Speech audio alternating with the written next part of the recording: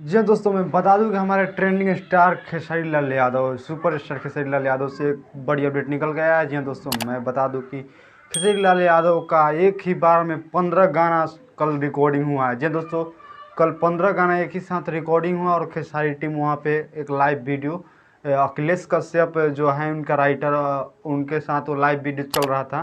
कल रात 12 बजे करीब चल रहा था वो वीडियो, मैंने देखा। उसमें बताया है कि एक साथ अपने बेटे से बात कर रहे हैं कि एक साथ 15 गानों का शूट हुआ है बेटा। जी हाँ दोस्तों, आप लोग रिकॉर्डिंग को थोड़ा सुन सकते हैं। अपना आज भैया से 15 गाना गाया हूँ, 15 गाना। ये में बेटा मात्र 2 गाना गा लेंगे बेटा। तो मैं बता दूं कि सही लाल यादव से जुड़े सबसे बड़ी अपडेट लेकर आए हैं दोस्तों। मिलते हैं एक नेक्स्ट वीडियो के बाद, तब तक ले बाय। अभी तक हमारे इस यूट्यूब चैनल को सब्सक्राइब नहीं किया तो प्लीज़ सब्सक्राइब कर दीजिए, क्योंकि मैं दोस्तों खेसारी लाल यादव से जुड़े अपडेट लेकर आते रहता हूँ। और दोस्तों, वीडियो अच्छा लगा हो तो चैनल को सब्सक्राइब कर दीजिएगा और वीडियो को लाइक कर दीजिए, अपने दोस्तों में शेयर कर दीजिए।